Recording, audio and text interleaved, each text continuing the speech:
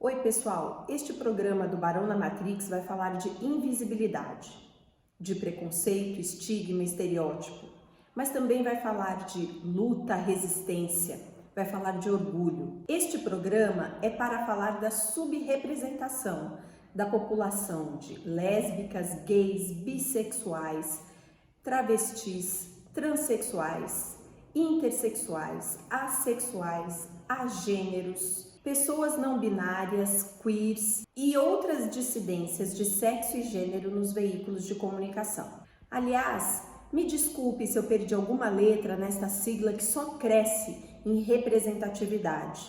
Veja que paradoxo. Ao mesmo tempo que essa comunidade se amplia e fortalece, infelizmente, permanece sem espaços de visibilidade nos meios de comunicação. Na produção deste programa, ficaram evidentes que as dificuldades que a população LGBTI+, enfrenta no seu cotidiano também se refletem como obstáculos para a construção de um ecossistema de mídia para este público. São pouquíssimos os sites, portais de notícias produzidos por e para a comunidade LGBTI no Brasil. Essa invisibilidade foi minimamente rompida em 2016, quando estreou o programa Estação Plural, produzido pela TV Brasil, a emissora de televisão da Empresa Brasil de Comunicação. Vamos rebobinar, ou melhor, dar um pulinho no último episódio do Barão no Matrix, que tratou da importância da TV pública. Enquanto a TV Brasil construiu um programa para discutir de forma séria e engajada a temática LGBTI+, as emissoras privadas e comerciais abordam esse tema sempre de uma perspectiva mercadológica ou de forma totalmente estereotipada. Já na mídia alternativa, apesar de ser maior a presença tanto da temática quanto da representatividade da população LGBTI+, ainda é pequeno o número de colunistas, articulistas e especialistas que são convidados para comentar temas variados como política, saúde, educação, entre outros. Para conversar com a gente sobre este tema no Barão da Matrix, nós convidamos o Andrei Lemos, que é mestre em políticas públicas, especialista em ensino de história, tecnologista em gestão de políticas públicas em saúde, presidente da UNA LGBT e também coordenador do Barão de Tararé. Inscreva-se no nosso canal e ative o sininho para receber as nossas notificações.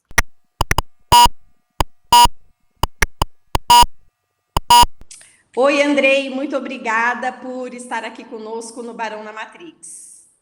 Oi, Renatinha, uma honra minha poder participar desse programa. Parabéns pelo trabalho, muito importante a gente ter cada vez mais fortalecimento de canais como esse.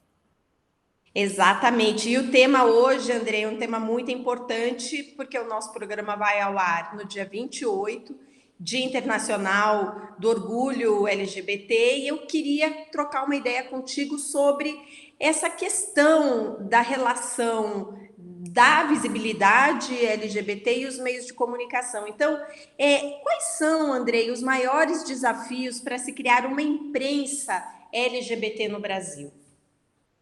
Renatinha, primeiro, eu acho que seria muito importante que a imprensa, cumprindo o seu papel de informação para a construção de uma sociedade com mais harmonia, com mais respeito e com mais equidade de direitos, né? Pudesse falar mais sobre as questões que se relacionam à vida das pessoas LGBTs.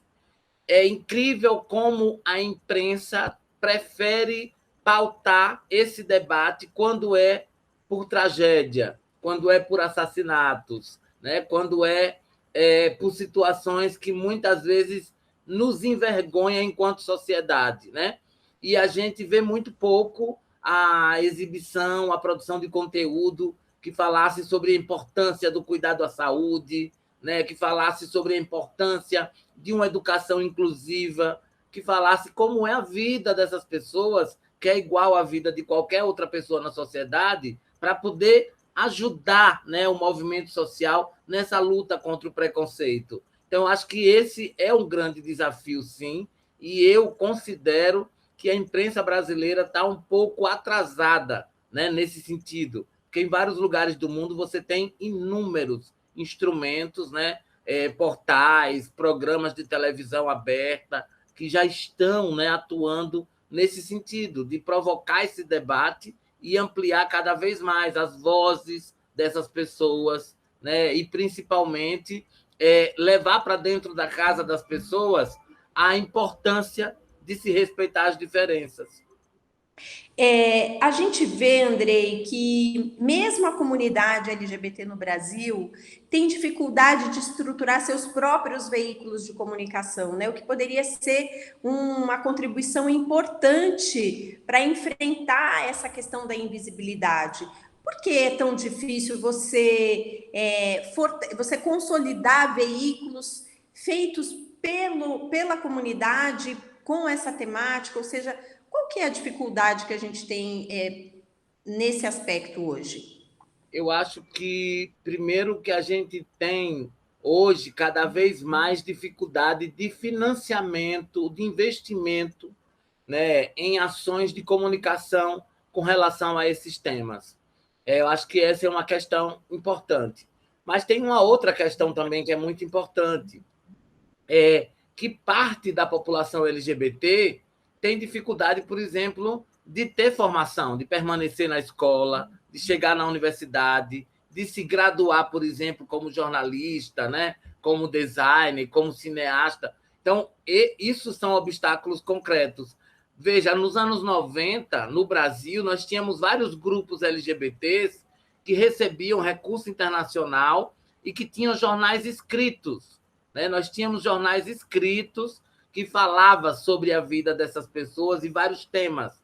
E isso a gente não tem mais, porque cada vez você tem menos acesso a esse tipo de investimento. E é claro também que a gente vive nessa contemporaneidade essa dificuldade, né, das pessoas aprenderem a valorizar o trabalho coletivo. Então, a rede social, a democratização do uso da rede social, né, se é que a gente pode chamar de democratização, né, possibilitou também que surgissem canais individuais, né, surgissem perfis, pessoas que acabam buscando, né, esse caminho, esse universo, como uma forma de protestar, de levantar suas bandeiras, mas também de se projetar profissionalmente, né?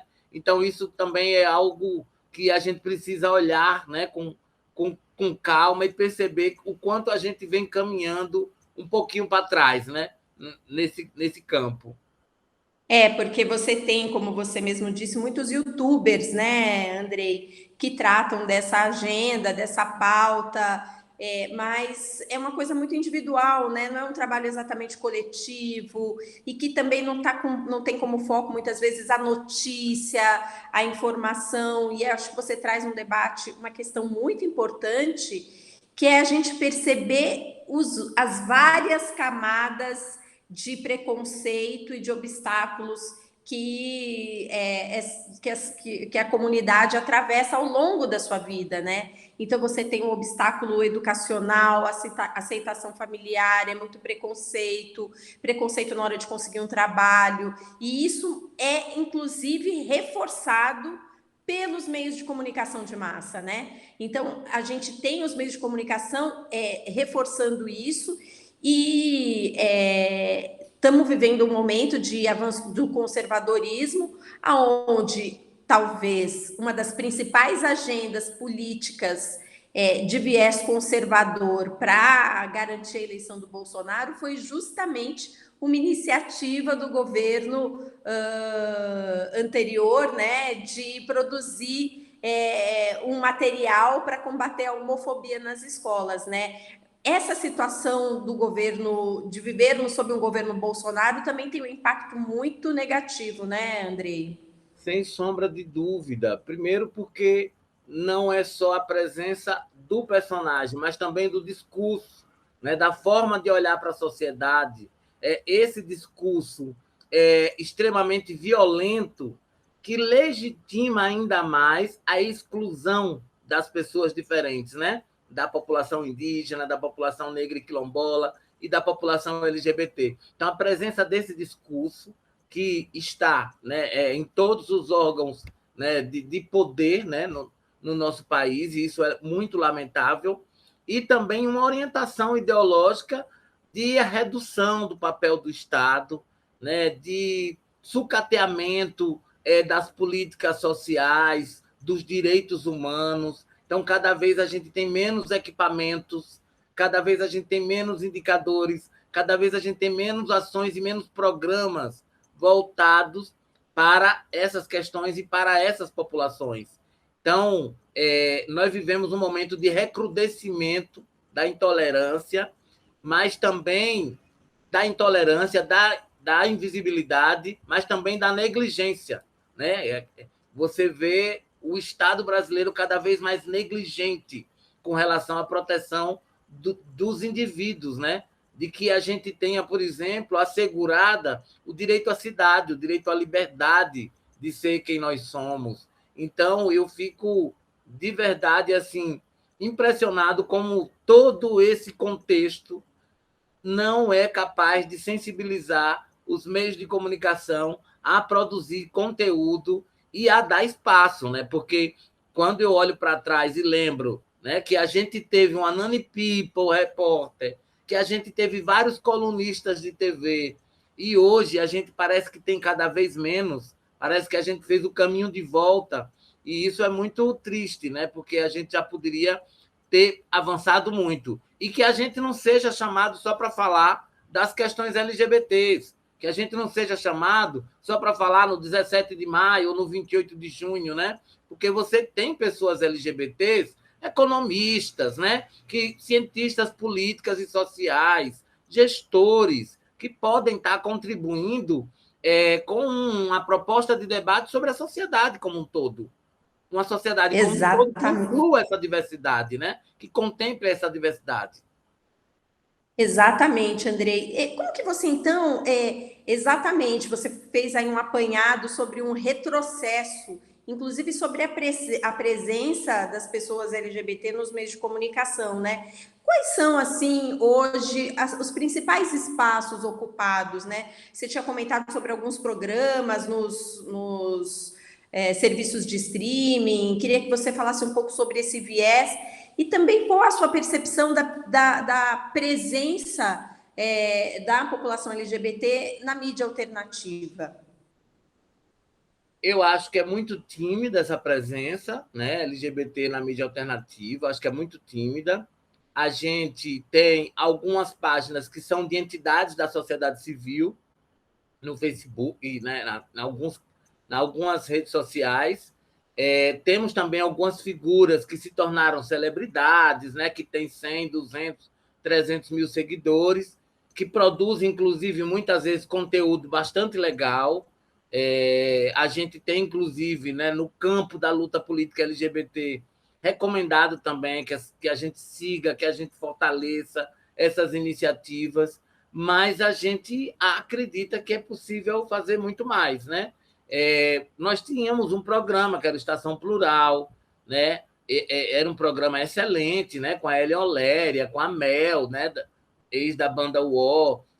Hoje nós temos programas de entretenimento, de entrevista. Tem um programa da Linda Quebrada, tem um programa na Netflix que conta um pouco dessa trajetória do que é se tornar uma drag queen, mas a gente sente falta também, né, de ter, por exemplo, pessoas declaradamente LGBTs apresentando o telejornal, sabe, apresentando o programa da manhã, sabe, mostrando o quanto essas pessoas são capazes, competentes, têm talento e habilidades e podem, a partir desse lugar, contribuir para a desconstrução dos estereótipos, dos estigmas, né? Para a redução do preconceito.